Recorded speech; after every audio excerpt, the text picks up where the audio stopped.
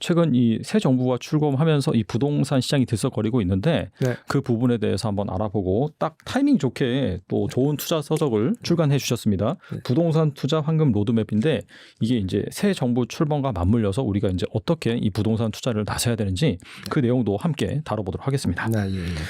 6월이 되고 이제 시장이 연일 강세를 보이고 있습니다. 뭐 네. 기사도 보니까 네. 뭐 서울 뭐 아파트 거래량 폭증했다, 또 가격 많이 올랐다 이런 얘기들 나오고 있는데 네. 이를 두고 보니까 이 문재인 정부가 출범했던 2017년과 닮았다라는 네. 얘기까지 나오고 있어요. 네. 앞으로 이 부동산 시장 어떻게 보시나요? 근데 이제 뭐 꼭 2017년과 닮았다라고 보기는 조금 어려울 것 같아요. 왜 그러냐면요. 일단 지금 규제가 풀린 게 별로 없어요. 예, 그래서 사실 이제 이 새 정부가 표방한 게 나는 뭐 이제 규제를 가지고 부동산을 잡고 이런 거는 안 하겠다. 뭐 세금 가지고 집값을 잡거나 이런 건 안 하겠다. 이렇게 얘기를 했는데 사실 딱히 규제 자체가 별로 풀린 게 없습니다. 근데 이제 문재인 정부 2017년도 당시엔 그렇지 않았거든요. 그래서 규제를 할 수 있는 건수 여러 가지 내용들이 많았어요. 그런데 지금은 사실 그렇게 해서 만들어진 규제들을 풀어놓은 것 자체도 별로 없기 때문에 이제 와서 뭘 하고 할 게 없어요. 이미 규제 상태는 그대로 있는 거거든요. 그러니까 더 강화하면 강화하지 뭐 이럴 거라는 건데 더 강화할 상황은 안 되고 그러다 보니 그러니까 이제 그런 점이 2017년과는 사실은 많이 다르다. 일단 이렇게 말씀드릴 수 있을 것 같습니다. 네. 그리고 이제 이재명 정부가 더 이상 이제 부동산 시장을 뭐 세금 인상이라든지 그런 식으로 뭐 수요를 억누르는 정책은 펼치지 않겠다. 이렇게 이제 말을 하긴 했거든요. 네. 근데 사실 뭐 그렇게 말해서인지는 잘 모르긴 하겠는데 시장이 벌써부터 이제 들썩거리고 있어요. 그렇죠. 그만큼 집값에 영향을 미칠 정책이 나올 수도 있을까요? 어떻게 보세요? 그렇죠. 그 부분은 정책이 나올 수 있을 거다라고 보는데요. 일단 그 부분을 얘기하기 전에 한 가지 조금 그 원인에 대해서 조금만 더 짚고 넘어가면요. 일단 이게 지금 이제 새 정부가 출범하면서 가격이 오른 가장 큰 이유는 이렇게 봐야 되거든요. 원래부터 가격이 오를 수밖에 없는 사실 환경이 조성돼 있었어요. 그런데 새 정부가 출범하고 나서 어떻게 될지 모른다는 어떤 불확실성이 있었죠. 그런데 그 불확실성이 제거된 거예요. 그러니까는 사실 오를 수밖에 없는 그런 원인이라는 건 뭐냐면 크게 두 가지거든요. 하나는 공급이 어차피 부족해 있었다. 두 번째는 취득세 제한이 있었다. 그러니까 다시 말해서 주택을 많이 가진 사람이 없기 때문에 팔 수 있는 사람도 없는 거예요. 그러니까 결국은 주택 공급도 부족하고 주택을 팔 사람도 별로 없는 거예요. 그러니까 구조적으로는 사실 부동산 가격이 오를 수 있는 구조죠, 사실은. 그럴 수밖에 없는. 그런데 혹시 이재명 정부가 들어서면서 엄청난 규제를 하지는 않을까라는 걱정들이 있었었는데 그러진 않겠다 그러니 불확실성이 제거된 셈이니까 시장의 원리에 따라서 가격은 오를 수밖에 없는 이런 구조가 되어 있는 거죠, 지금. 그래서 사실 원인은 지금의 현상은 일단 그렇게 봐야 된다고 봅니다, 일단은. 예. 그리고 이제 또 말씀하신 이제 그 규제가 그렇다고 해서 이제 이재명 정부가 규제를 안 하고 세금으로 잡는 그런 정책은 안 하지 않을까 뭐 이런 생각들을 하는데 저는 그렇게 생각하기엔 좀 어렵다라고 봅니다. 일단 왜 그러냐 아주 굉장히 단순한 걸 그러니까 조금만 더 깊이 있게 들어가 보면 금방 알 수가 있는데요. 부동산적인 얘기만 하자면 경제를 살리기도 해야 되고 또 서민들의 그런 생활을 좀 더 좋아지게 하고 이런 것들을 하겠다고 하는 거잖아요. 그럼 이제 부동산 쪽으로 보면 대표적인 정책이 뭐냐면 공공임대를 확대하겠다 이런 얘기거든요. 자, 그럼 공공임대를 확대하는 방법을 한번 생각해 보면 되는데 공공임대를 확대하려면 어쨌든 땅이 있어야 되잖아요. 아니면 재개발이나 재건축 같은 데다가 공공임대를 내놔라라고 할 수가 있거든요. 근데 그 공공임대가 많이 나올 리가 없잖아요. 그렇죠. 재건축 재개발이 많이 되는 것도 아닌데 거기서 내놓으라고 해야 얼마나 되겠어요, 물량이. 그러기도 하고 또 너무 많이 내놓으라고 그러면 어떤 일이 벌어지냐면 안 해요, 그러면. 재건축에 재개발 그러면 안 할게 이런다고요. 그럼 우린 그렇게 해서는 안 해. 이렇게 나와버린단 말이에요. 그러니까 실제로 그런 사례들도 여의도 같은 데도 용적률 올려주고 임대 많이 내놔 그랬더니 그럼 우리 안 해. 이렇게 그냥 해버렸거든요. 이런 식이 되는 경우들이 있기 때문에 사실 거기에서 많이 기대할 게 없어요. 그러면 가장 기대할 수 있는 게 뭐냐면은 유유부지를 활용하는 방법이에요. 그러니까 정부가 갖고 있는 거. 그래서 그런 걸 활용하겠다고 실제로 얘기도 했거든요. 그럼 사람들이 생각하기에 야 그럼 되게 쉬운 방법이잖아요. 어차피 어차피 정부가 갖고 있는 땅인데 네. 그거 활용해가지고 공공임대 이건 금방 될 수 있겠다 이런 생각한다면 우리가 그냥 다니면서도 봐도 큰 땅 같은 게 있거든요. 예를 들어 용산 같은 데도 큰 땅이 있단 말이에요. 그러니까는 그런 데다 공공임대 다 지으면 금방 공급이 되겠구나 이런 생각을 한단 말이에요. 근데 이게 정말 한 걸음만 들어가 보면 이것도 어렵다는 걸 금방 알 수 있어요. 왜냐하면 이게 정부가 할 수 있는 일은 맞습니다. 이거는. 근데 문제는 그럼 그동안 왜 그게 안 됐냐면 이 땅을 갖다가 정부가 한다고 하면은 정부 거니까 뭐 물론 이제 각 지자체라든지 이런 게 다 연결돼 있긴 하지만 싸게 팔아야 되자는 거잖아요. 정부한테. 그럼 문제가 뭐가 있냐면 그 싸게 팔면 어쨌든 그 땅을 쓰고 있던 어떤 뭔가에 그냥 논리구는 있는 건 아니잖아요. 그럼 그거를 갖다 대체부지라는 게 있어야 돼요. 근데 대체부지를 살 수가 있냐고요. 싸게 팔아가지고 어떻게 대체부지를 사요. 그러니까 대체부지를 못 사는 거예요. 그러니까 유유부지를 활용을 못 하고 있는 거예요. 그거를 해가지고 정부한테 지라고는 해줄 수 있는 마음은 다 있어요. 근데 어쨌거나 대체부지를 마련해야 되는데 마련하기 어렵고 예를 들어서 또 철도 기지창 같은 거 있어요. 그럼 그런 것도 대체부지를 마련하면 되거든요, 거기에다. 네. 근데 이런 건 또 문제가 뭐냐면 돈도 돈이지만 또 반대도 엄청나게 해요. 어떤 데다가 새로운 데다가 철도 기지창 만들겠다 그러면 또 우리 동네에다 만들지 마라 이게 데모도 엄청 한다고요.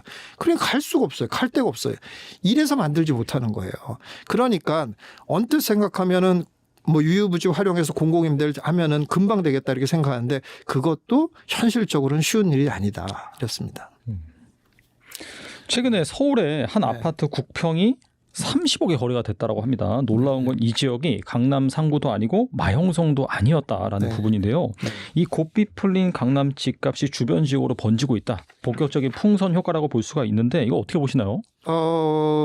결국 풍선 효과는 일어날 수밖에 없는 구조죠. 이것도 역시 처음부터 말씀드린 대로 이제 공급이 부족하고 네. 그리고 이제 더 이상 어떤 규제로 잡을 수 있는 여건도 안 되고 그런데 이제 강남 3구는 토지거래 허가제로 묶여 있고 그러니까 이제 옆쪽으로 옮겨갈 수밖에 없는 뭐 이게 사실은 당연한 그런 상황이 되고 있는 상황입니다. 그래서 이제 지금 정부에서 얘기하는 거는 그렇다면 이제 조정 지역으로 묶겠다, 토지거래 허가 지역으로 묶겠다 이런 식 얘기를 하는 거죠.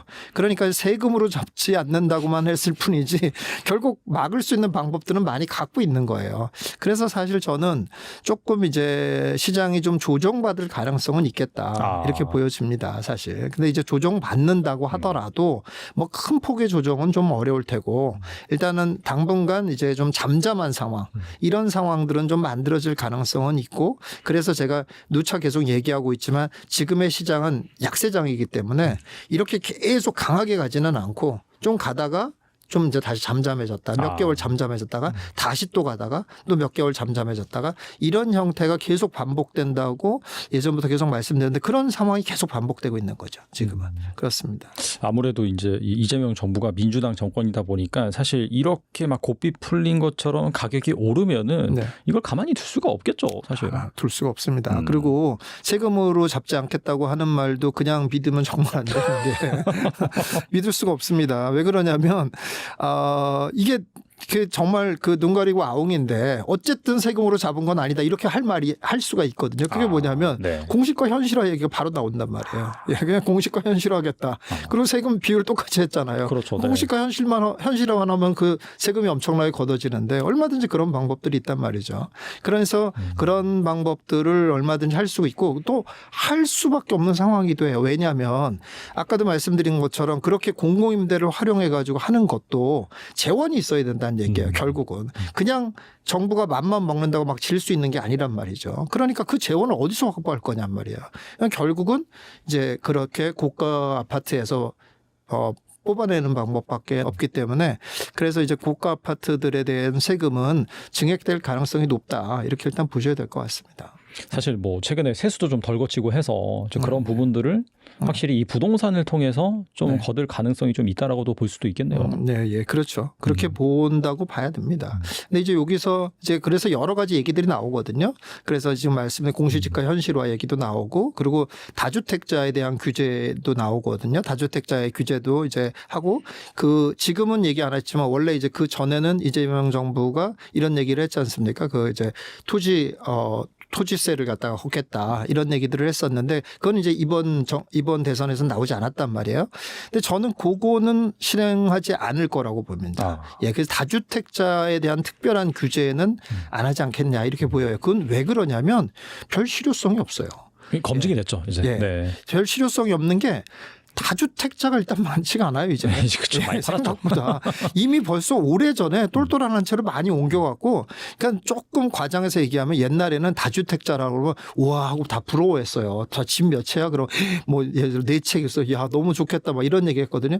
요새는 4채 뭐 이렇게 하면 불쌍하게 봐요.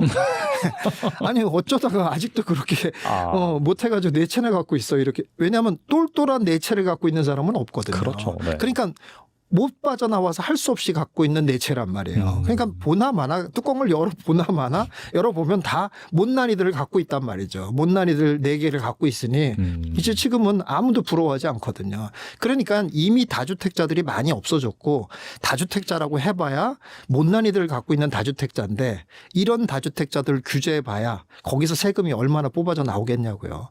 그래서 다주택자에 대한 규제는 생각보다 하지는 않을 가능성이 높고 아까 제가 말씀드린 것처럼 고가주택을 가진 1주택이라 하더라도 고가주택을 가진 사람들의 세율을 올리는 형태 뭐 공시가를 현실화시키든 아니면 세율 자체를 올리든 뭐 새로운 세금을 신설하든 뭐 하여간 어쨌든 그런 형태로 해서 세금을 걷는 쪽이 유력해 보인다 이렇게 봅니다. 네. 최근에 막 가격 오르고 뭐 거래량도 많이 증가했다라고 하는데 이런 또 규제 정책들이 들어오고 하면은 약간 소강상태로 갈 가능성이 있겠네요. 약간은 그럴 수 있죠. 약간은 그럴 수 있는데 아무래도 이제 뭐 그럴 수 있는 가장 대표적인 부동산들은 아무래도 지금 뭐 요새 매스컴에 많이 나오는 초고가 아파트, 뭐 이제 압구정, 뭐 반포, 뭐 이런 데들이 뭐 70억 찍었다, 막 80억 찍었다 이런 얘기를 나오잖아요. 이런 데들이 좀 소강 상태로 갈 가능성이 높고, 그럼 뭐 이제 그런 데들이 소강 상태로 가면 조금 다 영향은 좀 받을 수 있습니다만은 그래도 그 밑단에 있는 아파트들은 조금 계속 완만하게 좀 상승할 가능성이 있다 이렇게 보여집니다. 일단은 말씀드린 대로 구조가 변한 게 없고 그리고 이제 공급 부족, 전세가 상승 뭐 이런 거에 대한 공포감들이 많이 있는 상황이거든요. 그러다 보니까 그럴 가능성이 있다고 보여집니다. 네. 그리고 이제 한편에서는 서울 아파트 경매 물건도 역대 최대치로 쏟아졌다라고 하더라고요. 네. 반대로 낙찰가는 굉장히 높아서 3년 만에 최고치라고 합니다. 네. 그래서 이 지금 경매 시장 상황은 좀 어떻게 보시는지 궁금하네요. 네, 그 경매를 또 실무적으로 본 사람들은 좀 잘 아실 텐데 이거 진짜 매스컴에 나온 얘기들만 보고서 경매 낙찰가율로 뭐를 뭐 안다 뭐 이런 얘기는 사실 좀 실무적으로는 굉장히 무의미한 얘기예요, 사실은. 왜냐하면 막상 가서 보면 좋은 물건은 싸게 낙찰되는 경우가 거의 없어요. 언제나 그렇습니다. 언제나. 아예. 네네. 그게 뭐 특별한 때가 따로 있지 않아요. 언제나 그래요. 예, 그래서 사실은 좋은 물건은 실제로 일반 매매보다 약간 싼 정도? 예, 이 정도가 원래가 그래 왔고 그런데 지금은 심지어는 이제 경매는 토지거래 허가를 안 받잖아요. 예, 그러니까는 또 오히려 경매를 활용해서 매매하는 방법으로 많이들 사용을 하거든요. 그러니까 강남 아파트를 그냥 갭으로 살려고 했더니 못 산단 말이죠. 근데 이제 경매가 나오니까 경매로 나오면 살 수 있는 방법이 있고 또 그런 거 매도자 입장에서도 그 사실을 알고 경매로 넘깁니다, 일부러. 예. 그렇게 왜냐하면 이제 은행 이자 안 갚으면 바로 경매로 넘어가니까 그냥 네네. 그렇게 넘어가요. 그거 왜 그러냐면은 본인이 테스트 해보고 싶거든요, 또. 이게 이제 토지거래 허가가 묶여 있다 보니까 실수요자만 들어와서 살려고 하니 문제들이 많이 생겨요. 잘 안 팔린단 말이에요. 그러니까 팔리면 고가에 팔리긴 하나 파는 사람 입장에서는 빨리는 안 팔릴 수 있잖아요. 그러니까 어떤 생각을 하냐면 그러면 차라리 경매로 넘겨버리자. 이렇게 생각을 해서 경매를 넘기는 거예요. 그렇게 되면은 내가 들어와서 살 사람이 아닌 사람이 와서 살 수 있잖아요. 그래서 오히려 더 경매가 더 높은 가격을 만들어내기도 하거든요. 그러니까는 오히려 그렇게 경매를 활용하는 지경까지 이르렀기 때문에 지금은 사실 경매 낙찰가가 몫이라도 떨어졌다 뭐 이런 거를 가지고 시장의 분위기를 짐작하기는 좀 어렵고 이미 좋은 아파트들은 경매에서도 굉장히 높은 대접을 받고 있는 상황이다 이렇게 볼 수 있습니다. 네. 그동안의 이 부동산 공약들로 미뤄볼 때 앞으로 이 부동산 시장 어떻게 흘러갈 거라고 보시나요? 정치적 불확실성이 있었죠. 2024년 작년 12월 계엄하고 뭐 탄핵하고 뭐 여러 가지 일들이 있었는데 이제 다 기억 속에서 과거 일이 된 것 같고요. 사실상 정치적 불확실성은 저는 없어진 것 같습니다. 왜 없어졌냐면 어떻게 될지 모르는 게 불확실성인데 지금 보면 사실상 뭐 거의 답이 80% 이상은 지지율을 보게 되면 물론 정치라는 건 사람 움직이기 때문에 상황에 따라서 뭐 역전이 될 수도 있고 안 될 수도 있겠습니다만 저는 누구 편을 드는 게 아니라 저는 뭐 중간 입장인데 항상 지지율을 보고 얘기할 수밖에 없다고 생각하거든요. 그러면 더불어민주당이 되면 어떻게 될까가 이제 두려운 또는 기대 네. 뭐 두 가지 마음이 있었는데 최근에 흘러가는 걸 보니까 어느 정도 마음을 잡은 것 같습니다. 누가 대통령이 되더라도 크게 달라질 건 없다. 그냥 올라갈 곳은 올라간다. 한강 벨트는 올라간다라고 나름대로 시장에서는 답을 낸 것 같습니다. 그러면 최근에 시장 흐름을 보게 되면 옛날과 다른 게 옛날에는 뭐 2020년, 2021년만 하더라도 전국이 다 뜨거웠고 과정을 본다면 서울이 오르고 풍선 효과 생겨서 서울 외곽, 경기 인천, 경기도 외곽, 지방 중소도시들 이렇게 확산이 됐는데 앞으로 뭐 그렇게 확산될지 안 될지는 지켜봐야 되겠습니다만 지금까지만 본다면 저는 양극화. 서울 내에서 강남 내에서도 올라가는 곳들 역세권 주변 브랜드 아파트, 신축 아파트 또는 재건축 아파트 위주로만 올라가는데 올라가는 속도가 감히 상상을 초월하는 과거에서 본 적이 없는 속도로 올라가고 있습니다. 물론 이해를 하자면 10억짜리 아파트가 뭐 2억 올라가면 12억 20% 올라가는 거와 30억 아파트가 10%만 올라가도 3억씩 올라가니까 요즘은 한 번 올리면 3억씩 올리더라고요. 예전에는 올리면 5천만 원, 네. 1억씩 올렸는데 요즘 3억씩 올라가니까 그런 상승을 보고 있는 사람들은 이제 멘탈이 흔들리는데 최근에 이제 뜨겁게 움직이는 지역이 강남 3구, 용산구 그리고 플러스 알파 풍선 효과라고 볼 수도 있고 아닐 수도 있는데 뭐 동작구, 강동구, 마포, 성동구 정도가 상승률이 굉장히 높습니다. 토지거래구역 확대 지정되고 3월 24일에 확대 지정됐잖아요. 한 달 정도는 약간 숨고르기 정도 들어가다가 최근에는 다시 또 상승 모드로 올라가고 있습니다. 흑석동에 아크로 리버하임이라는 아파트가 있거든요. 흑석동의 랜드마크, 흑석 뉴타운의 랜드마크인데 흑석 7구역을 재건축을 했습니다. 물론 아파트 좋습니다. 한강 뷰가 나오고 9호선 흑석역 역세권 아파트이기 때문에 최근에 전용 84가 저는 깜짝 놀랐는데 31억 2천만 원. 와, 흑석동인데. 강남 3구 용산구가 아닌데. 이야. 강남 3구 용산구 아닌데 일반 아파트가 30억이 넘은 건 그게 처음 아닐까? 우리 단독주택 이런 거 말고요. 네, 전용 네. 84가. 깜짝 놀랐습니다. 아무리 한강 뷰가 나와도 31억 2천이 어떻게 가능한 숫자인가라고 하는데 일단 거래는 됐고요. 27억, 28억 정도 거래되던 아파트가 이제 31억 2천에 거래가 됐는데 그게 어떤 거래인지 어떤 히스토리가 있는지는 모르겠습니다만 자, 이렇게 되니까 이제 또 어떻게 되나요? 아, 흑석이 전용 84가 30억이 넘었으면 상급지인 나머지 지역들은 야, 우리가 저평가인가? 야, 우리 올라가는 거는 당연하네라는 생각이 들고 비슷하거나 이제 하급지 지역들은 야, 이거 우리가 더 힘을 내야 되나? 마포나 성동 같은 경우는 야, 흑석이 31억인데 우리가 20억 되면 야, 우리가 흑석보다 더 나은 지역이 아니었어라는 생각을 충분히 할 수 있고요. 뭐 그렇죠. 분당이나 네. 판교도 마찬가지죠. 우리가 경기도긴 하지만 과천도 마찬가지고요. 중강남권으로 쳐줬는데 저평가인가? 집값 더 올려야 되나? 또 매수자들은 어떡하지? 라는 심리가 작동이 되면서 지금 굉장히 불안해하고 있습니다. 최근에 제가 전화를 좀 많이 받고 있는데 모르는 전화번호도 또 많이 오고 예전에 알던 분들도 전화 오는데 한결같은 목소리가 선생님 불안해요. 나 어떻게 해야 돼요? 뭐 어떻게? 제가 인생을 책임질 수는 없는데 어떻게 합니까? 왜 이렇게 어떻게 하냐면 예전 같으면 뭐 3억, 1억 있는 분들이 나 어떻게 해야 되죠? 내 집 마련은 어떻게 해야 되죠? 라는 질문이 많았다면 최근에 제가 질문을 많이 받는 건 돈이 좀 있어요. 잘 살아요. 마포에 한 채, 용산에 한 채 아파트를 가지신 분 충분히 부자고 살아가는데 문제가 없고 평생 잘 먹고 잘 살 수 있을 것 같은데 그분들이 멘탈이 터집니다. 왜 그러냐라고 제가 물어보니까 분명히 올해 초 작년 말만 하더라도 이 두 채를 정리하고 나면 반포로 갈 수 있었다는 거죠. 지금은 잠깐 한눈을 팔고 좀 놀다 오니까 반포가 10억이 올랐다는 거예요.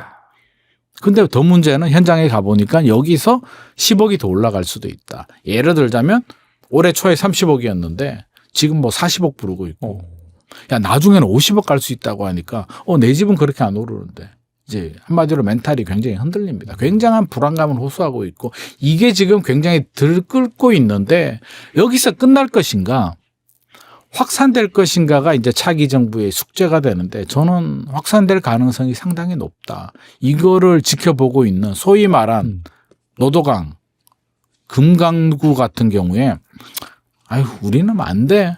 안 오를 거야 라고 생각할까요? 아니면 야, 저 지역들이 저렇게 오르고 나면 영등포, 동대문, 성북구가 오르고 결국에는 우리한테도 상승 분위기가 이어지지 않을까라는 생각을 충분히 할 수도 있고요. 매수자들도 마찬가지죠. 20억이 없더라도 3억 가지신 분도 그런 뉴스를 보게 되면 심리적으로 야 서울이 다시 오르는가? 풍선 효과가 다시 생기나? 민주당이 집권하게 되면 집값 올라간다라는 속설이 있는데 저도 말도 안 된다고 생각했는데요. 지금 돌아가는 거 보면 이게 이번에도 말이 되나라는 불안한 마음을 가지고 있고 최근에 제가 송도하고 동탄에 다녀왔거든요. 일단 조용합니다. 일단 조용하고 거래는 좀 되고는 있어요. 그러니까 거래가 안 되는 절벽은 아니고 거래가 되면서 야금야금 작년보다는 올해가 좀 올랐습니다. 한 5천만 원 정도 또는 1억 정도 올랐는 아파트들이 좀 있는데 이들 지역들도 공통점이 예의주시하고 있더라고요. 야 요즘 서울이 좀 움직인다는데 야 우리도 어떻게 되지? 이러다가 우리도 올라갈 수도 있겠는데 라는 집주인 마음. 야 이러다가 집값 올라가면 어떡하지? 지금이라도 사야 되나라는 무주택자들, 실소유자들의 불안한 마음이 공존하고 있는 상황입니다. 저는 약간 시한폭탄 같은 느낌이 수도권 지역에서는 좀 감지되고 있기 때문에 거기에 이제 이런 생각이 단순히 강남 집값만 올라가서 문제가 아니라 금리, 한국은행에서 금리 내리죠. 네. 하반기도 내리겠죠. 이런 기조라면 내년에도 금리 올릴까요? 쉽지 않겠죠. 기준금리 내리면 대출금리 내려갈 것 같은데 대출금리가 3% 중반 정도까지만 내려가게 되면 해볼만 합니다. 심리적으로. 이 정도 대출이면 내가 충분히 감당할 수 있겠다라는 생각인데 녹화일 기준으로 시중은행, 5대 은행들 평균 대출금리가 3%대로 내려왔습니다. 3.9% 정도 되는데 기준금리 내리면 좀 더 내릴 수도 있고요. 하반기 되면 3.5% 가능성이 있기 때문에 좀 더 심리적으로 영향을 받을 수도 있을 것 같고요. 또 가계부채 잡기 위해서 스트레스 DSR 3단계가 또 7월부터 시행이 되는데 역설적으로 야 5월, 6월에 미리 당겨서 하자라는 심리가 강해지면서 5월, 6월에 또 거래량이 늘어나고 늘어난 거래량이 집값을 올리게 되고 올라가면 구매 욕구가 커지면서 스트레스 DSR 3단계가 시행이 되더라도 또 집을 살 수 있는 입주 물량 다 계산이 있어요. 수요자들은. 입주 물량 올해는 괜찮은데 뭐 조만간 입주 물량 나오잖아요. 이게 뭐 레미안 라그란데도 입주 물량들 나오고 뭐 여러 군데서 이제 입주 물량들이 좀 나오기 시작하는데 메이플자이도 나오고 그게 올해 끝나지 않아? 내년에 입주 물량 뭐 얼마 나오는데 내년에 입주 물량 안 나옵니다. 2026년부터 2029년까지 우리가 원하는 아파트의 입주 물량들은 올해의 반토막 이하로 떨어지기 때문에 이 모든 걸 종합해 본다면 빨리 갈아타야겠다. 최근에 다주택자 투자 안 하잖아요. 3주택 가지신 분이 4주택이 되는 게 아니라 무주택자, 돈 있는 무주택자가 한 채를 사거나 1주택, 2주택 가지신 분이 정리하고 한 채만 가지는 똘똘한 한 채이기 때문에 이 현상을 막기는 현실적으로 좀 어렵지 않나. 저는 양극화의 한 단면이라고 생각을 합니다. 행정수도 이전 공약으로 인해서 세종시 집값이 또 들썩거리고 있다라는 얘기가 나옵니다. 실제 이 거래 현황은 어떤지 궁금한데요. 앞으로 수도 이전이 적극적으로 추진된다라고 한다면은 세종시 집값은 어떻게 될까요?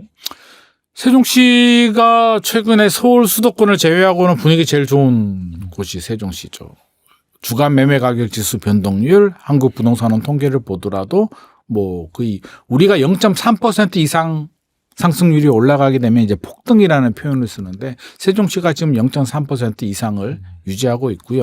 거래량을 보더라도 2월, 3월부터 이제 거래량이 좀 늘어났고 4월에 거래량이 좀 더 늘어납니다. 한 1,000건 이상 이제 거래가 되다가 5월에 거래량이 좀 줄어들긴 했는데 제가 4월 말에 이제 현장을 좀 갔는데 현장 부동산 사장님이 좀 주춤하고는 있다. 막 거래가 활발하다가 주춤하고 있다라고는 하는데 그 시점이 이제 4월까지는 거래량이 늘어났고 제가 간 시점이 4월 말이었기 때문에 주춤하고 있다는 게 아마 4월 말 정도의 분위기를 말씀하신 것 같습니다. 그러면 5월의 통계가 이제 거래량이 줄어든 거로 나오는데 왜 줄어드냐면 2020년에 트라우마가 좀 남아 있는 것 같아요. 그때 집값 국회 이전으로 7월에 분위기가 이제 폭등하게 되면서 그때 전체적으로 많이 올랐는데 모 아파트 같은 경우에 다정동에 있는 뭐 가온 12단지 같은 경우는 전용 84가 분양가가 3억대였거든요. 2018년에 입주한 아파트인데 2020년 12월에 11억을 넘습니다. 11억. 그러다가 떨어질 때는 또 시원하게 떨어지죠. 6억대까지 쭉 떨어졌다가 최근에는 7억대, 뭐 8억 초반까지도 올라오더라고요. 그래서 이렇게 올라오고는 있는데 머릿속에는 좀 약간 이러다가 다시 또 떨어지지 않을까라는 불안한 마음이 하나를 가지고 있는 것 같고요. 두 번째는 그래 국회는 이전할 것 같아. 지금 공사는 하고 있으니까. 하지만 차기 정부에서 진짜 이전해야 이전하는 거 아닐까라는 마음과 최근에 이제 이슈가 되는 게 대통령 집무실이잖아요. 네. 대통령 집무실이 진짜 이전할까? 또 하나는 이전하더라도 진짜 우리한테 도움이 되는 거 맞아? 세종시에 도움이 될까라는 여러 가지 내용들이 좀 혼재되어 있는데 저는 국회 이전은 할 것 같고요. 또 국회 이전은 바람직하다. 왜? 행정 비효율 측면에서도 국정감사하게 되면 공무원들 올라와서 막 난리가 아니잖아요. 네네. 그런 불편함을 생각한다면 국회는 충분히 이전해도 저는 아무런 문제가 없다. 오히려 여의도 제가 자주 가는데 갈 때마다 시끄러워 죽겠습니다. 맨날 양쪽에서 확성기 틀고 막. 이 여의도가 국회가 굳이 여의도에 있어야 될 이유가 뭐가 있나. 행정기관과 같이 내려가는 건 좋겠다라는 생각인데 이 어디까지나 제 생각입니다만 저는 내려가더라도 안타깝게도 여의도 국회는 그대로 있을 것 같습니다. 그냥 양다리 전략. 그냥 세종 국회가 이제 주라면 여의도는 부로 해서 이렇게 남겨둘 것 같은데 여의도 땅이 10만 평 정도 되거든요. 여의도 네네. 국회 부지가. 네. 그거 10만 평 저는 그거 굉장히 탐나는데 그거를 뭐 공원으로 개발해도 좋고요. 뭐 공원과 뭐 공공주택, 청년주택 같은 거 이런 거 지어도 좋은데 안 될 것 같습니다. 국회의원들이 자리 안 비켜줄 것 같다라는 생각은 드는데 일단 세종시 입장에서는 뭐 국회 이전하는 거는 유효 수요도 늘어나고 또 상징성, 야 국회까지 왔어라는 그런 여러 가지를 생각한다면 집값 상승에 충분한 도움이 되는데 문제는 대통령 집무실인데 또 뭐 기대감을 가지시는 분들도 있겠습니다만 제가 볼 때는 과연 대통령 집무실이 와서 집값이 올라갈까? 용산이 집값이 올라갔는 게 대통령 집무실이 용산으로 와서 올라갔을까요?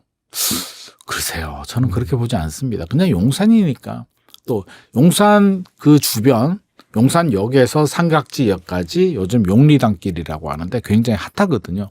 그 지역이 핫한 이유는 용산역 주변이 뭐 개발을 하게 되면서 뭐 태평양 본사도 들어오고 아모레 본사도 들어오고 양질의 일자리들이 생기면서 또 이게 특색이 있는 지역으로 만들어지다 보니까 뭐 맛집들도 생기고 상권이 활성화되는 거지. 대통령 집무실 경호처 직원들이 나와서 뭘 그래 맛있는 걸 사 먹겠습니까? 그래서 저는 생각보다 큰 도움이 되지 않고 오히려 경호 문제 때문에 고도 제한이라든지 여러 가지 불이익이 좀 당할 수도 있습니다. 용산 같은 경우는 이미 국방부가 있었기 때문에 추가 규제가 들어가지는 않았는데요. 그게 아닌 지역에 집무실이 들어가게 되면 추가 규제가 들어갑니다. 주변 지역들 고도 제한과 여러 가지 불편함, 또 교통 문제, 보안 문제가 들어가기 때문에 실질적으로 오히려 개발에 마이너스 영향이다. 원래 청와대에 있었잖아요. 청와대 주변 보시면 물론 뭐 문화재 지역들도 있습니다만 수십 년 동안 개발이 안 됐잖아요. 그렇게 바라본다면 저는 대통령 집무실이 설사 안 가더라도 세종시 가치에는 크게 영향을 주지 않기 때문에 세종시는 국회 이전 정도로 저는 그 정도 가치로도 충분하다고 생각하고요. 세종이 서울처럼 되냐 그러면 서울이 국회 대통령 집무실이 있어서 서울 집값이 비싸고 서울이 높은 가치가 되는 건 아니잖아요. 그렇죠. 많은 기업들, 양질의 일자리, 문화, 뭐 수많은 인프라들, 학군도 그렇고요. 네. 학군, 대한민국의 뭐 수많은 모든 인프라들이 다 서울에 몰려 있기 때문에 서울이 형성이 되는데 세종이 서울처럼 되려면 일단 규모 자체도 더 확장이 돼야 되고 모든 시설이 내려와야 되는데 저는 세종을 안 좋게 얘기하는 게 아니라 제2의 서울을 또 만들 필요는 없겠다. 차라리 우리가 균형 발전 차원에서 전국이 중소도시들까지 다 잘 살 수는 없잖아요. 그럼에도 불구하고 저는 거점 도시들 대구, 부산, 광주 정도 뭐 충청도의 세종하고 대전은 지금 뭐 어느 정도 충분히 인센티브도 많이 받았고 행정기관도 내려왔고 또 교통망도 잘 갖춰져 있는데 문제되는 지역들이 이제 부산, 대구, 광주잖아요. 이들 거점 지역에 대해서는 저는 좀 더 인센티브 그러니까 세종은 인센티브를 먼저 받았고 네. 이들 지역에 대해서는 일자리 왜냐하면 이게 뿌리는 저는 같다고 봅니다. 양극화 문제. 최근에 서울에 이제 제가 집값 많이 올라간다. 한강벨트 집값 천정부지 올라간다라고 하는 이유 중에 하나가 여러 가지 이유가 있습니다만 결국에는 양극화잖아요. 불안한 마음. 이러다가 차이가 더 벌어질 것 같은 마음. 저성장, 경기 침체 국면에 양극화가 벌어질 것 같은데 최근에 저도 많이 느끼는 게 이제 지방에서 많이 올라온단 말이에요. 지방의 자산가들이 예전에는 자녀들이 올라와서 자녀들 전세집 또는 매매 집 아파트를 사줬는데 최근에 이제 빌딩을 가진 분들이 팔고 서울로 좀 많이 들어옵니다. 그리고 서울 내에서도 자산가들이 한 5년 전만 하더라도 상가도 투자하시고 꼬마 빌딩도 투자하시고 지식산업센터도 투자하시고 또 뭐 지방의 토지 같은 것도 투자하시고 이렇게 다양한 포트폴리오 투자를 했다면 최근에는 안 합니다. 다 정리하고요. 그냥 똘똘한 한 채만 가지자. 강남의 아파트 하나. 네. 강남도 이제 등급이 있는데 예를 들어서 은마 아파트 좋잖아요. 은마 아파트도 요즘 계속 신고가 나오고 있는데 은마 아파트 2채 가지신 분이 하는 말이 있습니다. 압구정을 샀어야 되는데. 난 압구정에 들어가야 돼. 압구정이 최근에 80평이 130억에 거래가 됐고. 대단하네요. 130억이면 그게 건물 가격이잖아요. 와. 어떻게 아파트가 130억 건물 가격이 될까? 말도 안 돼.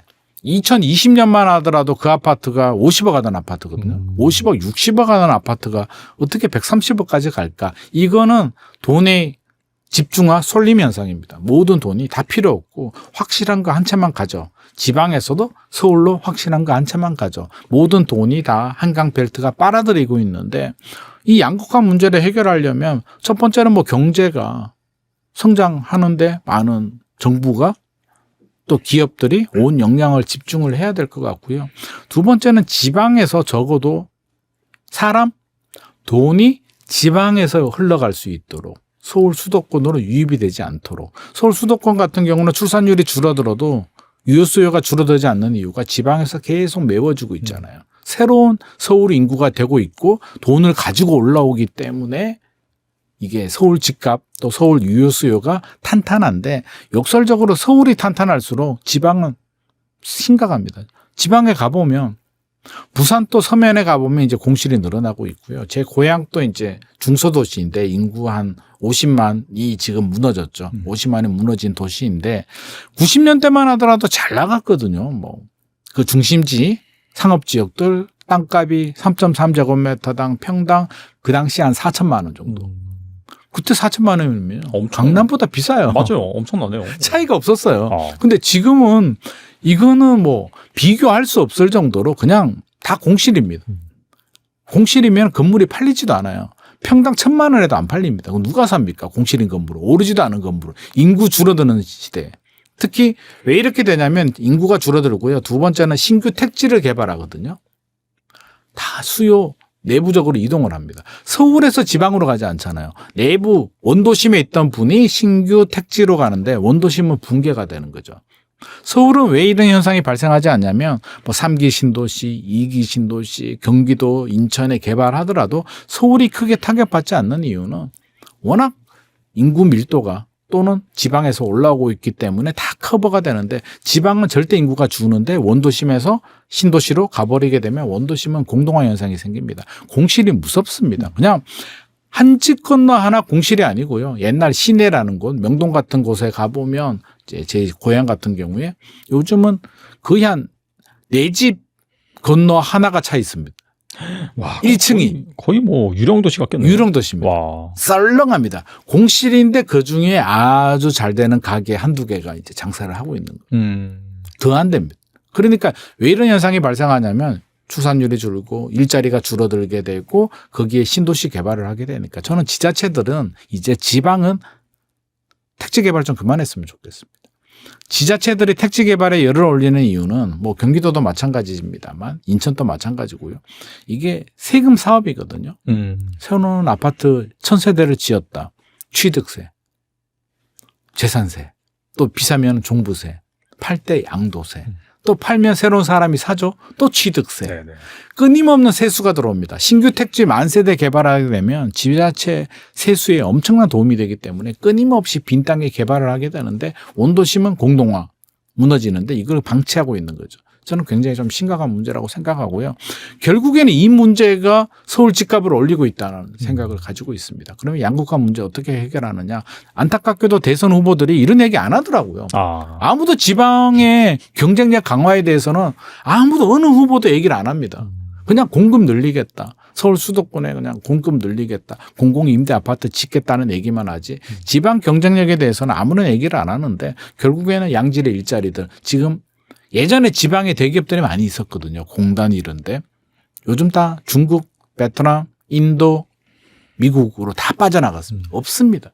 중소기업들만 남아있는데 소득 수준 자체가 다르기 때문에 이게 제대로 된 유효 수요가 될 수는 없거든요. 그래서 양질의 일자리가 가고 거점 대학교들 육성시켜주고 교육 예산 남아 돌잖아요. 투자 좀 해서 적어도 경북대, 부산대 그리고 뭐 전남대, 전북대 정도는 투자해서 포항공대 수준 만들어주고 좋은 대학병원들 좀 육성시켜주고 이렇게 해줘서 사실 지방에 사시는 분들의 행복감은 더 높거든요. 지방 사시는 분들 저희 친척들 만나보게 되면 저를 걱정합니다. 야, 왜 본인들은 집값이 1억, 2억이어도 뭐 크게 욕심이 없기 때문에 물가도 저렴하고요. 네. 충분히 편하게 잘 살고 있기 때문에 뭐 공동화 현상 생겨도 그런갑다 뭐 이렇게 잘 살고 있는데 야 너는 괜찮냐? 강남 집값 올라간다는데 이렇게 걱정을 하고 있는데 역설적으로 지방에서 이제 유지들 자산가들이 서울 수도권으로 지금 유입이 되고 있는 게 결국 서울 수도권 집값을 밀어올리는 하나의 요인, 여러 가지 요인 중에 하나가 되고도 있기 때문에 이런 문제들을 종합적으로 차기 정부에서는 좀 검토를 좀 해야 된다. 그리고 미분양도 좀 빨리 소진할 수 있는 특단의 대책이 나와야 되는데 이번에 공약 내용 보니까 또 미분양 대책이 안 나오더라고요. 해야 될 건 안 하고 굳이 하지 않아도 되는 지방에 GTX 깔아주겠다는 얘기를 하고 있으니까 저는 좀 답답한 마음입니다. 결과적으로 이게 서울을 점점 집중화하는 그런 방향으로 가는 것 같네요. 뭐 공약들이라든지 흐름 공약도 자체가. 그렇고 네. 정책도 그렇고 네. 정치인들도 서울에 있고요. 또 저는 안타까운 게 이게 뭐 누구 잘못이라고 할 수는 없는데 서울 수도권 충청권 같은 경우는 항상 표심이 색깔이 한 번씩 바뀌지 않나요? 보면 그렇죠. 몇 년에 네. 한 번씩 파란색이 됐다가 네. 빨간색이 됐다가 이렇게 바뀌는데 그 대전 이남으로 내려가게 되면 색깔이 항상 똑같더라고요. 항상 나오는 색깔이 그대로 나오는데 정치 공학적으로 본다면 제가 정치인이거나 제가 대통령이거나 제가 국회의원이라면 어차피 색깔이 똑같은데 그 지역에 뭐하러 투자를 해가지고 예산을 투입을 해서 할까요? 차라리 색깔이 바뀌는 지역에 더 투자를 해서 우리 색깔을 더 진하게 만들어야 되지 않나라는 생각을 가지기 때문에 이게 좀 안타깝기도 하고요. 이걸 어떻게 해결해야 될까? 그럼에도 불구하고 저는 지방에 투자를 해야 된다고 생각합니다. 보니까 양당의 부동산 공약을 보면은 주택 공급 확대가 필요하다는 의견은 공통점인 것 같아요. 특히 청년이나 신혼부부를 위한 공공임대를 늘려서 이 집값을 안정화시킨다는 방향인데 이거 잘 될까요? 어떻게 보세요? 결론부터 말씀드리면 잘 안 될 것 같습니다. 잘 되면 공약에 나왔겠습니까? 그냥 원래 계획대로 하면 되죠. 그러니까 공약이란 건 내가 할 수 있고 필요하고 그러니까 두 가지 관점입니다. 필요하고 실현 가능성이 있는 할 수 있는 내용을 해야 되는데 지금 공약을 보게 되면 못하는 걸 하는 것 같습니다. 못하니까 공약이 나오지 않나. 그래서 더불어민주당 같은 경우는 뭐 공약 내용을 보면 사기 신도시, 스마트 신도시 만들겠다. 공공 분양주택, 공공 임대주택들 많이 공급하겠다. 이런 내용들이 나오는데 사기 신도시가 어떤 신도시인지를 얘기하지 않았어요. 사기 신도시. 그러면 이제 두 가지 해석이 가능합니다. 첫 번째 해석은 3기 신도시처럼 신규 택지를 발굴해서 3기 신도시가 지금 하남 교산, 남양주 왕수, 고양 창릉, 부천 대장, 인천 계양 본청약을 하고 있습니다. 본청약을 처음으로 한다는 거지 모든 단지들이 다 하려면 시간이 상당히 오래 걸립니다. 입주가 마무리되려면 한 2035년까지는 갈 것 같습니다. 그러면 이렇게 개발할 것인가? 그렇다면 쉽지 않겠죠. 그러면 3기 신도시가 2018년에 발표해서 2035년에 마무리가 될 거란 말이에요. 15년에서 20년이 걸렸는데 빠르면 빨리 입주하는 단지는 10년, 제일 빠른 단지가 10년이고요. 10년에서 20년이 걸리는데 4기 신도시를 개발하게 되면 속도가 더 빨라지진 않습니다. 아시겠지만 1기 신도시는 굉장히 빨리 했잖아요. 그때는 군사정부 시절이었고 택지도 좋은 땅도 있었고 뭐 빨리빨리 이런 게 가능했습니다만 2기 신도시는 1기보다 시간이 오래 걸렸잖아요. 2기 신도시도 동탄이나 판교, 광교는 빨리 됐습니다만 금단 신도시가 이제 최근에 입주해서 막 활성화되고 있는데 금단도 2기 신도시입니다. 차이가 굉장히 텀이 길잖아요. 3기 신도시는 2기보다 더 오래 걸릴 수도 있겠죠. 그럼 4기 신도시는요.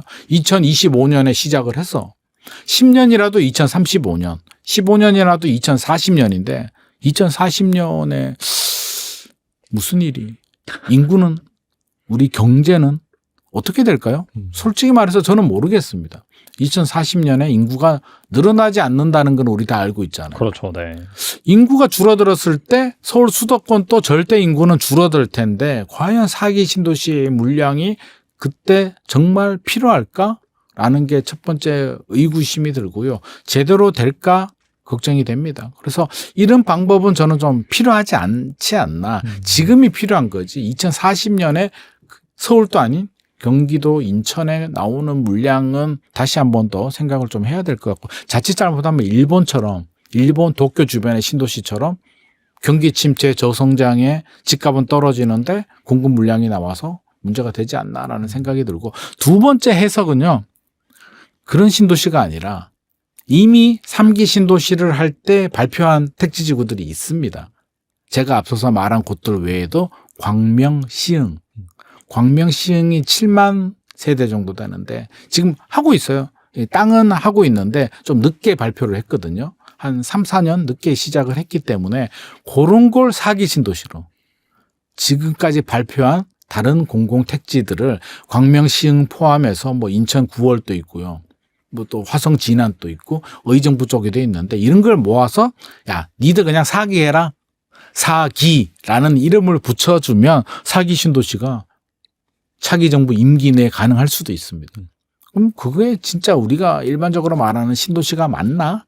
라는 생각이 들지만 그런 식의 4기 신도시라면 저는 뭐 그것까지는 인정. 근데 새롭게 발굴해서 하는 거는 좀 오바라는 생각이 들고요.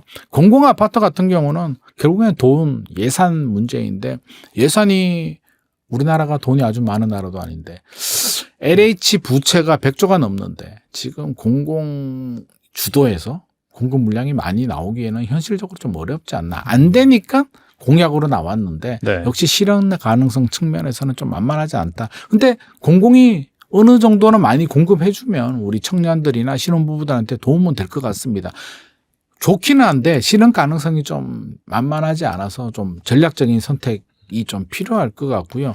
유유부지나 이런 쪽이 좀 활용해야 되는데 저는 제가 아이디어를 하나 내드리면 제 생각입니다만 최근에 논란이 된 게 잠실주공 5단지 재건축을 할 때 임대아파트 한강 뷰 나오도록 하는 게 어떻겠냐라는 서울시 이야기가 있었습니다. 물론 뭐 나중에는 약간 한 발 뒤로 물러서긴 했는데 조합 입장에서는 야 우리도 한강뷰 보기 힘든데 그 의무 임대 아파트를 한강에다 배치하게 되면 이게 무슨 소리인가 라는 생각을 하잖아요. 의무 비율이 한 15% 정도 되는데 저는 차라리 강남이나 이렇게 비싼 아파트들이 있잖아요. 이런 곳들, 서울에 이런 아파트들은 의무 비율을 15%를 임대 아파트 짓게 하지 말고 그 물량이 나와서 해결될 문제는 아니니까 차라리 트레이드를 해가지고 조합한테 니들 일반 분양해.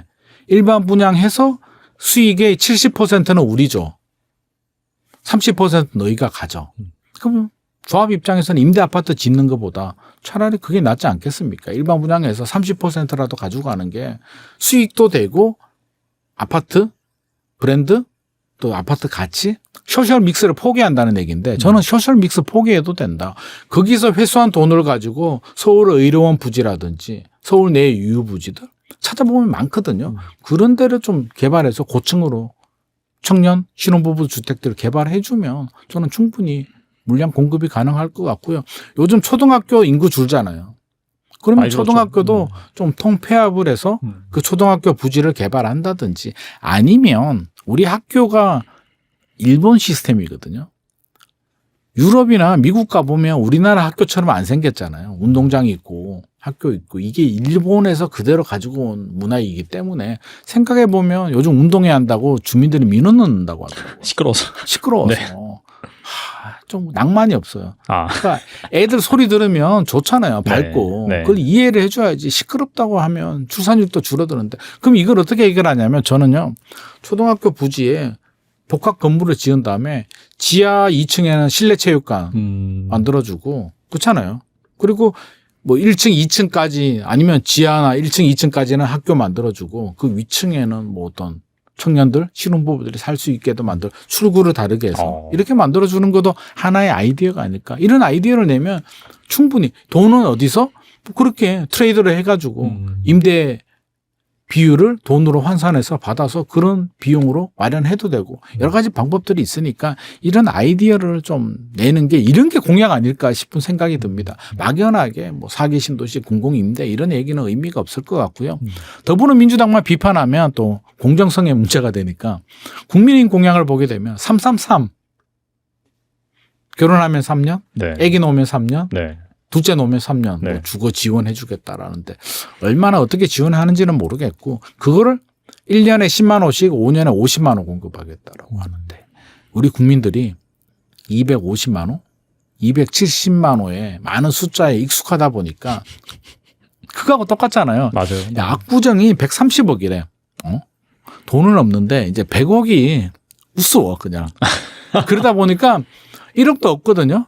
1억 없는 분들 많고 사실 1억이 얼마나 귀한 돈이고 큰 돈입니까? 그렇죠. 네. 요즘 10억을 우습게 얘기하는 사람들이 굉장히 많고 특히 애들도 우리 애들도 돈을 굉장히 우습게 알아요.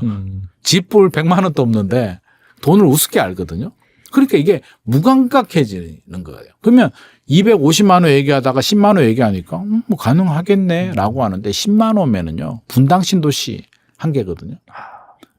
1년에 분당 신도시 한 개를 어떻게 짓습니까? 지금 3기 신도시도 제대로 3기 신도시 5개 합치면 25만 원입니다. 3기 신도시 2개를 지어야 되는데 국민의힘에서 여소야대에서 이게 가능한 숫자이니까 안 되잖아요. 그러니까 안 되는 거를 할 수 있는 것처럼 얘기하는 거는 저는 공약이 아니다. 할 수 있는 걸 필요하고 할 수 있는 걸 이야기하는 게 저는 대통령 공약이라고 생각합니다. 그래서 거창한 숫자로 국민들을 현혹하는 건 더 이상 국민들한테 먹히질 않습니다. 토호제 재지정에도 서울 집값의 변동성이 커지면서 양극화가 심화되고 있는데 지난 4월 서울 주택의 평균 매매 가격이 10억 원을 넘어서면서 서울 집값 10억 시대가 이제 열렸거든요. 실제로 어떤지 궁금하네요. 10억 우습지 뭐. 10억 우습잖아요. 네. 왜? 우리가 무감각해져서 그런 거예요. 평균이란 건요. 평균 주택이 10억입니다. 학교 다닐 때 반평균이 보통 저희 학교 다닐 때 뭐 80년대 뭐 정도 생각하면 될 것 같습니다. 보통 한 반에 한 50명, 60명 정도 되면 반평균이 한 75점에서 80점 사이 정도 나옵니다. 그러면 모든 학생이 75점에서 80점은 아니잖아요. 90점도 있고 95점도 있고 공부 못하는 친구는 60점도 있고 수많은 편차가 있는데 우리가 생각하는 아파트는 학교 성적으로 따지면 기본적으로 90점 이상이거든요. 왜? 우리 목표는 그러니까. 우리는 90점 아파트를 쳐다보고 이 아파트가 얼마나 올라가느냐, 내가 저기 진입을 하느냐가 목표가 되는 거죠. 엄마, 나 평균 점수 맞췄어. 그 칭찬 받을까요? 엄마한테 야단 맞을 것 같은데. 나 평균보다 더 높아. 라고 하는데 평균이 10억이 넘었고요. 아파트 평균은 13억이 넘었습니다. 14억에 육박을 합니다. 그러면 평균이 14억이면 실제로는 도대체 얼마나 내기죠? 그러면 이렇게 하면 느낌이 안 오니까 이제 평균 구별로 좀 살펴보게 되면 서초구 강남구는 3.3제곱미터당 8천만 원이 넘었습니다. 평균이. 네. 평균이 8천만 원이면 실제로 역세권의 브랜드의 신축 아파트는 1억 5천 2억이라는 얘기고. 마용성이라고 하잖아. 용산은 뭐 6천만 원 넘었고, 마포, 성동, 동작, 강동, 요즘 신흥 뭐 지역들, 네. 신흥 부촌이라고 하죠. 이들 지역들은 평균이 평당 3.3제곱미터당 4천만 원 넘었습니다. 그러니까 실제로는 평균의 함정에 빠지지 말고 우리가 평균의 함정에 빠지면 아파트 가격이 그렇구나라고 하는데 평균이 그렇다는 거고요. 서초구가 8천만 원이 넘었다고 하면 8천만 원이면 얼마인가요? 34평이면은 뭐 30억 좀 안 되는 가격이잖아요. 28억, 29억 정도인데 28억, 29억 가지고 좋은 아파트 사려고 하면 요즘 택도 없죠. 전용 84 같은 경우에 40억, 25평도 지금 40억 부르는 판이기 때문에 평균의 함정에 빠지면 안 된다. 서울 집값이 너무 빨라요. 이거는 상승 속도가 이거는 빨라도 너무 빠라서 최근에 이제 멘탈이 좀 흔들린다고 하는 분들이 속도가 빨라서 그래요. 어느 정도로 5천만 원, 1억씩 올라가는 게 아니라 한 번 올라가면 3억씩 올라가니까 2025년 녹화 기준으로 이제 5월 말 정도 되니까 이제 6개월 정도 지났잖아요. 6개월 만에 집값이 뭐 5억, 10억씩 올라가는 게 이게 말이 됩니까? 말이 안 되는데 지금 서울에서 발생하고 있습니다. 한강벨트 쪽에서. 그럼 이 문제가 그래. 그들만의 리그야. 내버려 두고 나머지 지역들은 문제 없어라고 하기에는 지금 저는 풍선 효과가 충분히 걱정되는 상황이고요. 심리가 제일 중요한데 아파트는 심리예요. 이게 과학적이지 않습니다. 논리적이지 않습니다. 이게 아파트 부동산 가치를 평가할 때는 이제 세 가지 방법이 있는데 빌딩 같은 경우, 꼬마 빌딩 같은 경우는 이제 원가법이라는 걸 사용합니다. 땅값, 건물 가격. 건물이 노후됐네? 입주한 지 사용 승인 받은 지 20년이 지났네? 라고 하면 그 건물 가치의 50% 적용을 하게 되면 가치가 나오잖아요. 원가법. 건축비 계산해서 딱 땅값 공시가격이 뭐 200%에서 300%딱 하면 비슷하게 나옵니다. 상가는 수익환원법이라고 해서 수익률 대비 가치가 얼마가 정해지느냐. 아파트는 비교거래 사례법이거든요. 거래비교 사례법인데 옆집이 10억이 거래가 되면 우리 집이 10억이 됩니다. 그렇죠. 네. 6개월 만에 옆집이 15억 거래가 되면 우리 집이 15억이 됩니다. 이거 전혀 논리적이고 과학적이지도 않거든요. 그럼에도 불구하고 가격이 형성이 됩니다. 반포 아파트가 60억, 70억 원밸리 아무리 계산해봐도 땅값 건축비를 생각해 본다면 70억이 나올 수가 없는 숫자거든요. 그런데 지금 나오잖아요. 이 비논리적인 시장을 끌어올리는 건 저는 결국에는 심리라고 생각을 합니다. 그런데 지금 심리가 이미 또 흔들렸습니다. 토지거래가 때문에. 2월에 토지거래가고요. 이제 1월에 풀어 줄 수 있어? 라고 분위기 한번 딱 띄우고 2월에 풀어줄게 서울시에서 딱 하면서 천정부지 올라갔죠. 3월에 확대 지정을 했는데 이미 여기에서 고삐가 풀려버렸습니다.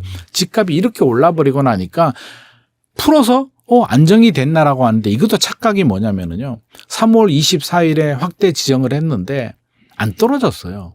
뭐가 떨어졌냐면 상승률이 살짝 떨어졌습니다. 상승률이라고 한다면 자동차로 따지면 엑셀레이터예요. 엑셀레이터가 예를 들어서 서초구 같은 경우는 0.8% 이상 올랐거든요. 그러면 자동차로 따지면 시속 200km 정도로 달리다가 떨어질 때는 뭐 0.1 몇 %까지 떨어졌는데 그러면 한 40km, 한 60km까지 속도가 내려오다가 최근에는 다시 0.3으로 올라갔습니다. 120km까지 올라갑니다. 그러면 60km나 120km나 200km나 달리고 있잖아요. 달리고 있는데 속도가 좀 내려왔다가 카메라 있으면 좀 내려왔다가 카메라 지나면 달리는 거하고 똑같은 이치가 아닐까. 그럼 집값도 계속 올라가고는 있었어요. 올라가는 폭이 5억씩 올라가다가 1억 올라가는데 그걸 안정이라고 우리가 이야기를 했다는 거죠. 한 달 동안. 그러다가 그마저도 5월 넘어가게 되면서 4월 거래량도 만만하지 않습니다. 우리가 자꾸 뉴스를 착각하는 게 3월 거래량이 서울 아파트 거래량이 10,000건이 넘었거든요. 2020년 7월 이후에 가장 많은 거래량이 3월에 터졌습니다. 가격이 폭등했는데 4월 거래량 3월 대비 뭐 반토막.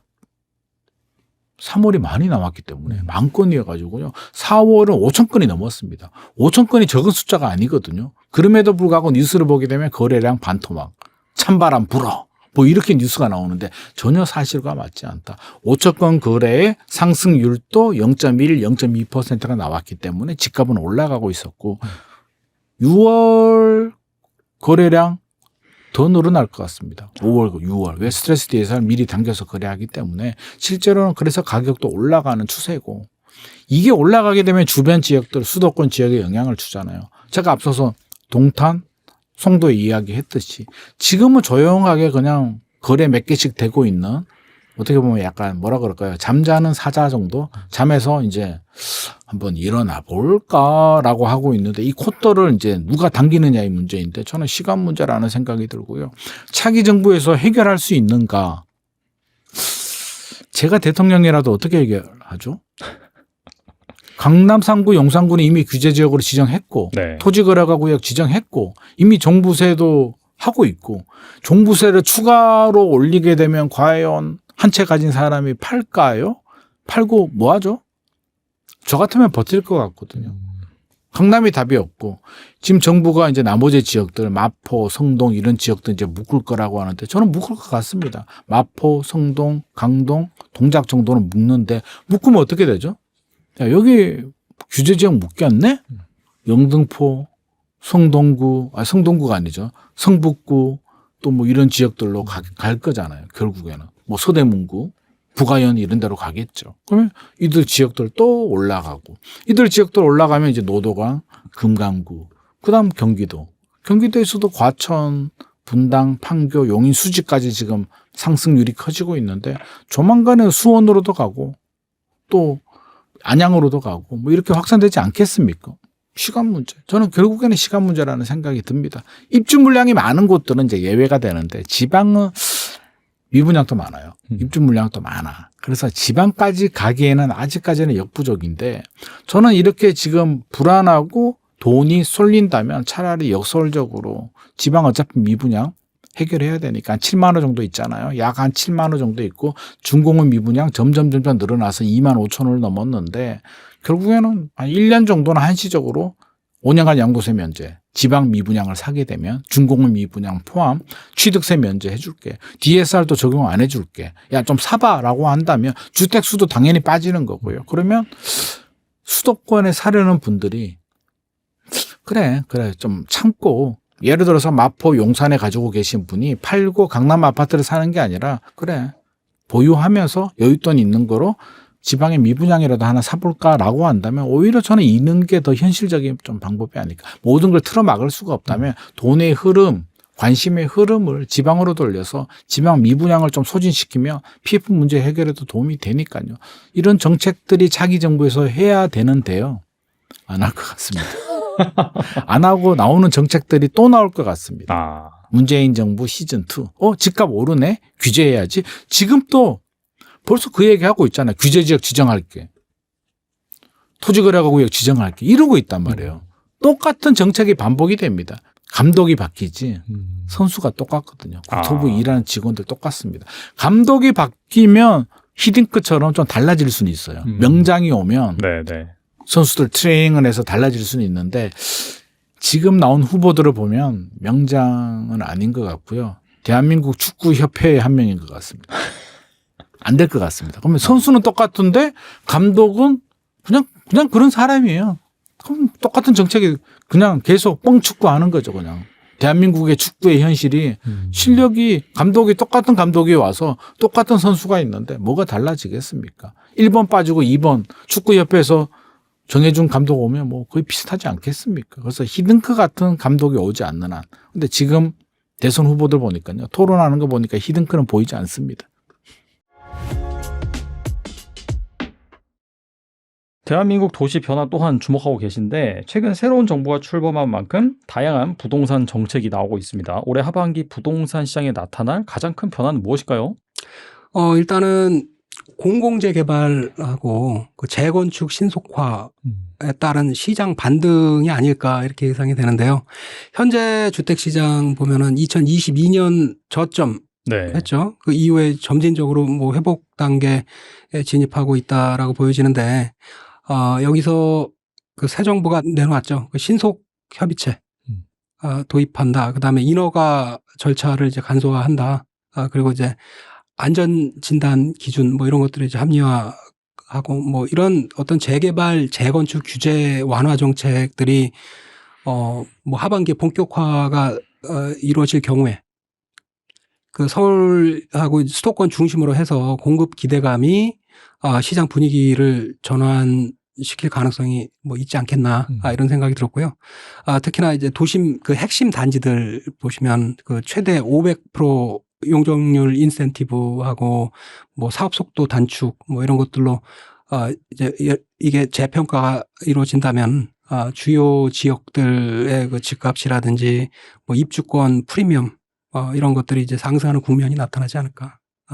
다시 말해가지고 새 정부 규제 완화 정책하고 그리고 이제 부동산 또 사이클 굉장히 중요하잖아요.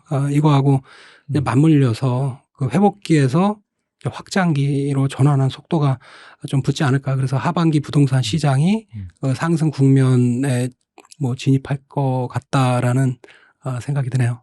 네, 최근에 나타난 이 부동산 시장의 특징이 뭐냐면은 사실 약세장이라고 해도 그래서 뭐 거래가 침체되고라고 한다 해도 뭐 강남이라든지 그 일부 상급지는 계속해서 신고가를 치고 있고 반대로 그러지 못한 하급지 같은 경우에는 뭐 죄송합니다. 하급지란 말을 좀 쓴다라고 한다면은 거기는 오히려 이제 회복하지 못하고 있고 2022년 고점을 또 회복하지 못하고 있고 그런 현상이 벌어지고 있는데 방금 말씀하신 뭐 전반적으로 이 부동산 경기 사이클의 회복 국면에 있다라고 한다면은 특정 상급지 뭐 이런 데만 오르는 것이 아니라 전반적으로 약간 좀 매기가 확산이 될 것이다. 그렇게 보시는 건가요? 아닙니다. 차이는 좀 있습니다. 그래서 일단은 속도 차이가 있고 네. 이게 사실 그 공급하고 수요하고 이런 것들에 의해서 좀 좌지우지가 되고 그러니까 물론 그 서울 재건축 재개발 뭐 이런 것들 굉장히 많이 하잖아요. 그리고 이제 그 입지를 할 수 있는 그 주택을 이제 신규로 공급할 수 있는 공간이 아무래도 굉장히 한계가 있다 보니까 재건축 그 용적률을 높이고 등등을 하는 거죠. 근데 안 팔죠. 세금 문제 같은 것들도 있고, 네. 뭐 그 파는 사람들은 또 이제 기대감도 있잖아요. 그리고 이제 그 재건축하고 뭐 이런 거 하는데 시간도 상당히 많이 걸리고, 그래서 일단은 뭐 시장이 이제 기대감 때문에 이제 좀 뭐 회복이 되고 뭐 이런 부분도 있긴 있으나 아무래도 뭐 이런 하반기에 일어나는 그 트렌드 같은 경우는 뭐 수도권하고 서울 중심으로 이루어지지 않을까. 그리고 지방은 조금 더 봐야 될 것 같습니다. 그러면 이재명 정부의 공약 중에 5대 초강역권과 이 3대 특별자치도를 추진하겠다는 내용도 있는데 이렇게 이 대서울권, 대강역권의 정책 방향이 이어진다면은 앞으로 어떤 도시가 제2의 서울로 떠오르게 될까요?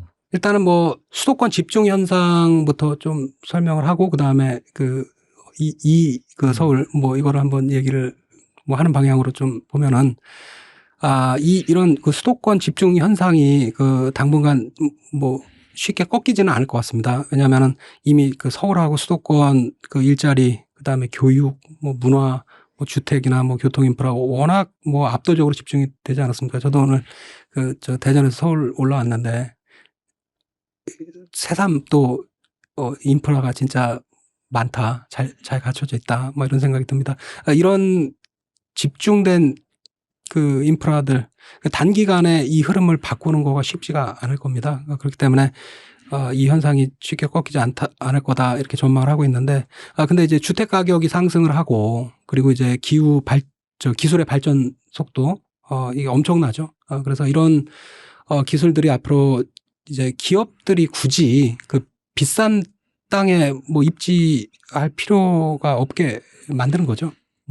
그래서 바꿔 말하면은 이제 서울이 아무리 강력하다 하더라도 집값하고 뭐 인구 집중하는데 뭐 한계가 뭐 공간이니까 그 도시는 항상 이제 공간으로 이제 봐야 되니까 한계가 분명히 있겠죠. 거기다 이제 장기적으로 봤을 때 현 정부가 말씀하신 그 추진하고 있는 5대 초광역권 정책들 그리고 3대 특별자치도 정책 이런 것들이 제대로 이제 자리 잡는다면은 수도권 집중 현상이 다소 뭐 누그러지거나 새로운 중심 도시가 좀 나타날 가능성이 높다 하겠습니다. 그래서 저는 이제 부산하고 대전을 좀 중심으로 이제 발전이 될 수가 있지 않을까 이렇게 꼽는데 부산 같은 경우는 이미 저 글로벌 항만하고 뭐 김해공항 있죠.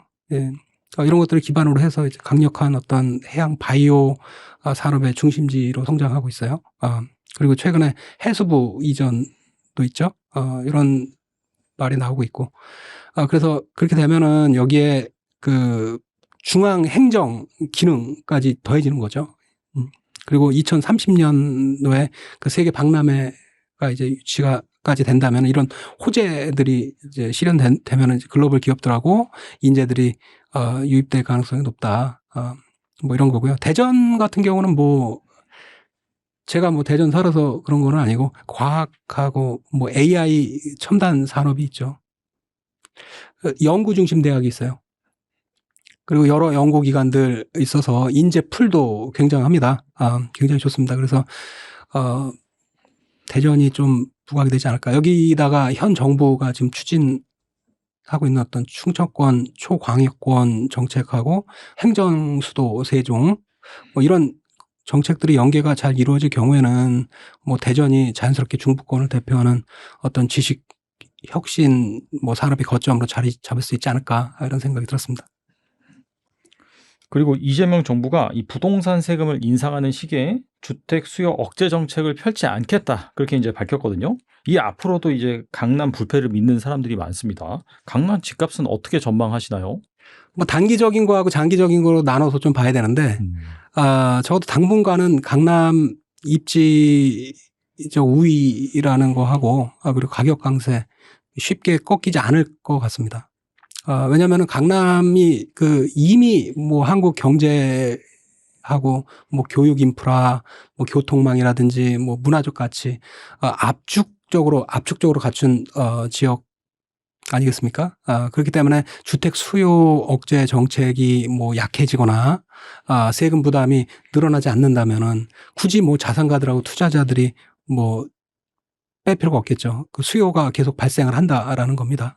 근데 조금 더 길게 보면은, 강남에도 변화가 뭐 생기겠죠. 최대 문제, 집값인 거죠. 집값이 너무 높아서 신규 세대나 뭐 젊은 중산층들이 쉽게 접근할 수 없는 지역이 됐어요. 부동산 시장이 수요가 지속적으로 유입이 돼야지만이 유지가 되는 거 아니겠습니까? 근데 강남이 이런 신규 수요를 충분히 수용하지 못하면은 중장기적으로 뭐 상승 여력이 줄어들 수밖에 없다라는 건데요. 집값이 비싼 다른 도시들도 한번 봤어요, 제가. 뭐 예를 들어서 미국의 보스턴이라든지 뉴욕, 네. 뭐 샌프란시스코. 강남하고 더 비싸죠. 마찬가지로 쉽게 가격이 떨어지지 않고 오히려 상승하고 있는 도시들인데 여기 왜 그러냐. 지속적으로 글로벌 인구가 유입된다라는 거예요. 세계적인 대학들 있죠. 뭐 하버드, MIT 뭐 등등이 있고요. 연구기관들 있고 그리고 이제 글로벌 금융 기업들, 테크 기업들. 지속적으로 젊은 인구들을 꾸준히 유입을 할 수 있는 환경을 만들어주고 있어요. 그래서 집값이 비싸도 그거를 감수할 만한 매력을 제공을 한다라는 거죠. 근데 강남 어떤가요? 물론 교육하고 뭐 교통, 생활 인프라 굉장하죠. 뛰어나죠. 근데 이미 너무 높은 가격 때문에 신규 세대라든지 젊은 중상층 쉽게 접근하기 어려운 상태가 됐고요. 그리고 글로벌 인구 유입도 제한적인 것 같아요. 산업적인 측면에서 뭐 혁신 기업이라든지 스타트업들이 이제 강남 중심으로 직결되는 구조도 아닌 것 같고 그래서 결국 기존의 자산가들하고 고소득층들이 주거를 유지하거나 뭐 확대하는 형태인 거가 좀 맞는 것 같고 새로운 수요를 적극적으로 발생하고 있는 구조는 아니다. 이런 생각이 들어요. 근데 또 반대로 이렇게 보면은 강남이 직면할 가능성 있는 상황하고 비슷한 그 사례가 뭘까 이것도 한번 찾아봤어요. 제가 그 일본 도쿄의 그 미나토구라는 곳이 있는데 네. 이제 과거 이제 글로벌 기업들 그리고 연예인 그리고 고소득층 등 해갖고 한정된 어떤 수요층이 이제 집값을 끊임없이 이제 상승시킨 거죠. 그리고 이제 거기에 더불어서 주거하고 산업, 뭐 상업이죠. 문화, 인프라 너무 좋았었습니다.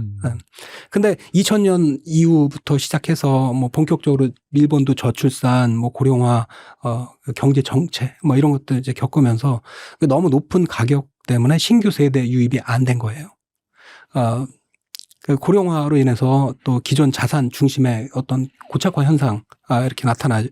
그래서 물론 그 가격이 뭐 폭락하거나 그러지는 않았지만은요, 가격이 정체화된 거죠. 고착화 양상을 이렇게 보이게 됐고, 그래서 이런 사례들을 봤을 때 강남도 이미 뭐 신규 세대나 젊은층 진입 뭐 이런 것들이 점점 더 어려워지는 상황에서 장기적으로 뭐 인구 구조적인 한계라든지 그리고 수요층 제한 이런 것들로 인해서 부동산 가치 상승의 그 한계가 이제 나타나지 않을까 이런 생각이 들고, 거기다가 또 정부가 또 추진하잖아요. 판교라든지 뭐 송도, 마곡 뭐 이런 첨단 바이오 산업 같은 것들, 헬스케어 뭐 이런 중심으로 그 도시를 육성을 하고 있으니까 수요가 아무래도 뭐 그쪽으로 분산이 될 거고요. 그렇게 되면 이제 장기적으로 강남 불패 신화는 깨지게 되지 않을까 이런 생각을 하고 있습니다. 대신에 상당한 좀 기간이 흐르긴 흘러야겠네요. 그 기간이 흘러야죠. 네. 도시 변화라는 게 뭐 하루 이틀 만에 이렇게 발생하는 게 아니고 뭐 좀 장기적으로 봐야죠.